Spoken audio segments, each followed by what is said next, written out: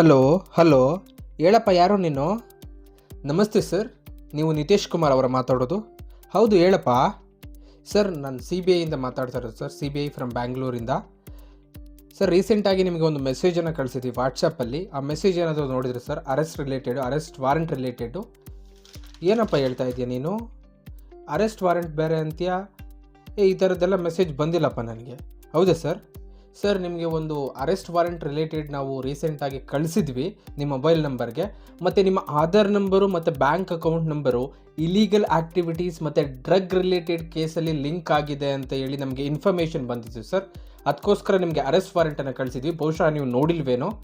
ಅದಕ್ಕೆ ಸರ್, ನಿಮಗೆ ಈ ವಾರೆಂಟನ್ನು ಕಳಿಸಿದ್ದೀವಿ ಅಂತ ನಾವು ಇನ್ಫಾರ್ಮ್ ಮಾಡೋಣ ಅಂತ ಕಾಲ್ ಮಾಡಿದ್ದು. ಏನಯ್ಯ ಹೇಳ್ತಾ ಇದೆಯಾ ನೀನು? 60 ವರ್ಷದ ಮುದುಕ ರೀ ನಾನು. ಡ್ರಗ್ಸ್ ವ್ಯಾಪಾರ ಮಾಡ್ತಿದ್ಯಾ ಅಂತ ಹೇಳ್ತಾ ಇದ್ದಲ್ಲ ನಾನು ಈ ಥರದ್ದೆಲ್ಲ ನನ್ನ ಲೈಫಲ್ಲೇ ಇಂಥ ಕೆಲಸ ಮಾಡಿಲ್ಲ. CBI ಬೇರೆ ಅಂತ ಹೇಳ್ತೀಯ ನೀನು? ಸರ್, ನೀವು ಈಗ ಒಂದು ಕೆಲಸ ಮಾಡಿ ಸರ್. ಈಗ ನಾನೊಂದು ಕೆಲಸ ಹೇಳ್ತೀನಿ, ಆ ಕೆಲಸ ಮಾಡಿ ಸರ್. ಈಗ ಒಂದು ಡಾಕ್ಯುಮೆಂಟ್ ಕಳಿಸ್ತೀನಿ, ನಾನು ಡಿಜಿಟಲ್ ಡಾಕ್ಯುಮೆಂಟ್ ನಿಮ್ಗೆ ವಾಟ್ಸಪ್ಪಲ್ಲಿ ಸೆಂಡ್ ಮಾಡ್ತೀನಿ. ಅದಕ್ಕೊಂದು ಸಿಗ್ನೇಚರ್ ಹಾಕಿ, ಮತ್ತು ಅದೇ ರೀತಿ ಒಂದು OTP ಬರುತ್ತೆ ಸರ್. ಆ OTPಯನ್ನು ಹೇಳಿ ನನಗೆ. ನಿಮ್ಮ ಆಧಾರ್ ಮತ್ತು ಬ್ಯಾಂಕ್ ಅಕೌಂಟ್ ಲಿಂಕ್ ಆಗಿರೋದು ಇಲೀಗಲ್ ಆ್ಯಕ್ಟಿವಿಟೀಸ್ಗೆ ಏನು ಲಿಂಕ್ ಆಗಿದೆ ಅದನ್ನು ನಾನು ರಿಮೂವ್ ಮಾಡ್ತೀನಿ ಸರ್. ಬೇಗ ಕಳಿಸಿ. ಸರಿನಪ್ಪ, ಎಂಥ ಒಳ್ಳೆ ಕೆಲಸ ಮಾಡ್ದಯ್ಯ ನೀನು. ನನಗೆ ಗೊತ್ತೇ ಇರಲಿಲ್ವಲ್ರಿ ಈ ಇನ್ಫಾರ್ಮೇಷನ್ನು. ಬಹುಶಃ ನೀವು ಈ ಆಡಿಯೋ ಮುಖಾಂತರ ಅರ್ಥ ಮಾಡ್ಕೊಂಡಿರ್ಬೋದು ಅವು ಡಿಜಿಟಲ್ ಅರೆಸ್ಟ್ ಸ್ಕ್ಯಾಮ್ಸ್ಗಳು ಹೇಗೆ ನಡೆಯುತ್ತೆ ಅಂತ. ಇದೇ ರೀತಿ ನಡೀದೇ ಇರ್ಬೋದು, ಬಟ್ ಇದೇ ಮಾಡೆಲಲ್ಲಿ ನಡೆಯುತ್ತೆ ಅಂತ ಕೇಳೋಕ್ಕೆ ಇಷ್ಟಪಡ್ತೀನಿ. ಅದೇ ರೀತಿ ರೀಸೆಂಟಾಗಿ ನಾವು ಸುಪ್ರೀಂ ಕೋರ್ಟಲ್ಲಿ ಒಂದು ಕೇಸನ್ನು ನೋಡಿದ್ವಿ. 60 ವರ್ಷದ ಮುದುಕ ಒಂದು ವೀಲ್ ಚೇರಲ್ಲಿ ಹೋಗಿ 20.19 crores ಕಳ್ಕೊಂಡಿರ್ತಾರೆ. ಡಿಜಿಟಲ್ಲಿ ಅರೆಸ್ಟ್ ಆಗಿದ್ದೀರಾ ಅಂತ ಹೇಳಿ, ಮತ್ತು CBI ಅಂತ ಮೋಸ ಮಾಡ್ತಾರೆ. ಬಿ ಕೇರ್ಫುಲ್ ಆಗಿರಿ. ಯಾರೇ ಆಗಿರಲಿ, ಯಾವ ವ್ಯಕ್ತಿಯೇ ಆಗಿರಲಿ, ನಿಮಗೆ ಒಂದು ವಾಟ್ಸಪ್ಪಲ್ಲಿ ಡಿಜಿಟಲಿ ನೀವು ಅರೆಸ್ಟ್ ಆಗಿದ್ದೀರಾ, ಇಷ್ಟು ಅಮೌಂಟ್ ಹಾಕಿ ಅಂತ ಅಂದರೆ ಖಂಡಿತವಾಗಿ ನೀವು ಕಳಿಸ್ಬೇಡಿ. ಅದೇ ರೀತಿ ನಿಮ್ಮ ಸೈಬರ್ ಹೆಲ್ಪ್ಲೈನ್ ನಂಬರ್ಗೆ ನೀವು ಕಾಲ್ ಮಾಡೋ ಅಂಥ ಪ್ರಯತ್ನ ಮಾಡಿ. ಅದೇ ರೀತಿ ನೀವು ಯಾವುದೇ ಅರೆಸ್ಟ್ ವಾರೆಂಟ್ಗಳು ಕೂಡ ಡಿಜಿಟಲಿ ಬರೋಕ್ಕೆ ಸಾಧ್ಯ ಇಲ್ಲ.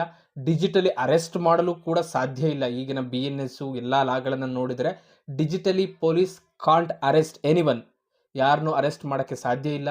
ಅದೇ ರೀತಿ ನೀವು ಸ್ವಲ್ಪ ಅವೇರ್ನೆಸ್ಸನ್ನು ತಿಳ್ಕೊಳ್ಬೇಕಾಗತ್ತೆ. ಡಿಜಿಟಲಿ ಹೇಗೆ ನಾವು ಫೋನ್ಪೇ ಯೂಸ್ ಮಾಡ್ತಿದ್ದೀವಿ ಅಂತಂದರೆ, ಏನಾದರೂ ಡೇಟಾಬೇಸ್ ಲೈಕ್ ಏನಾದರೂ ವೆಬ್ಸೈಟನ್ನು ಯೂಸ್ ಮಾಡ್ತಿದ್ದೇವೆ, ವೆಬ್ಸೈಟ್ಗೆ ಲಾಗಿನ್ ಆಗ್ತಿದ್ದೇವೆ ಅಂತಂದರೆ ಖಂಡಿತವಾಗಿ ನಾವು ಒಂದು ಸೈನ್ ಇನ್ ಕೊಡಬೇಕಾದ್ರೆ ನಮ್ಮ ಕನ್ಸೆಂಟನ್ನು ಸುಮ್ಮನೆ ಓದೋದಲ್ಲ, ಖಂಡಿತವಾಗಿ ನಾವು ರೀಡ್ ಮಾಡ್ತಾ ಅದು ಏನು ಕೊಟ್ಟಿದ್ದಾರೆ, ಅವ್ರು ಏನು ಪ್ರೈವಸಿ ಪಾಲಿಸಿಯನ್ನು ಮೆನ್ಷನ್ ಮಾಡಿದ್ದಾರೆ, if it is okay agri ಮಾಡಿ, ಅದರ್ವೈಸ್ ಲಾಗಿನ್ ಆಗಬೇಡಿ ಅಂತ ಹೇಳ್ತಾ, ಅದೇ ರೀತಿ ಕೇರ್ಫುಲ್ ಆಗಿರಿ. ಯಾರೇ OTP ಕೇಳಿರು ಹೇಳೋಕ್ಕೆ ಹೋಗಬೇಡಿ.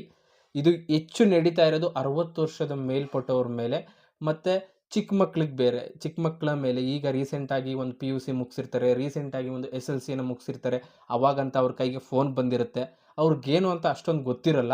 ಆ ರೀಸನಿಂದ ಚಿಕ್ಕ ಮಕ್ಕಳನ್ನು ಮತ್ತು ಒಂದು 16ರಿಂದ 18 ವರ್ಷ 20 ವರ್ಷದ ಆಸುಪಾಸು ಮಕ್ಕಳನ್ನು ಮತ್ತು 60 ವರ್ಷದ ಮೇಲ್ಗೆಯವರನ್ನು ಡಿಜಿಟಲ್ ಕಳ್ಳರು, ಎಸ್ಪೆಷಲಿ ಡಿಜಿಟಲ್ ಅರೆಸ್ಟ್ ಸ್ಕ್ಯಾಮನ್ನು ಮಾಡ್ತಾ ಇದ್ದಾರೆ. ಖಂಡಿತವಾಗಿ ಅದ್ರ ಕಡೆ ಫೋಕಸ್ ಮಾಡಿ ಅಂತ ಹೇಳ್ತಾ, ಈ ವಿಡಿಯೋ ಇಷ್ಟ ಆದಲ್ಲಿ ಸಬ್ಸ್ಕ್ರೈಬ್ ಮಾಡಿ ಅಂತ ಹೇಳ್ತಾ ಮತ್ತೆ ಭೇಟಿಯಾಗೋಣ.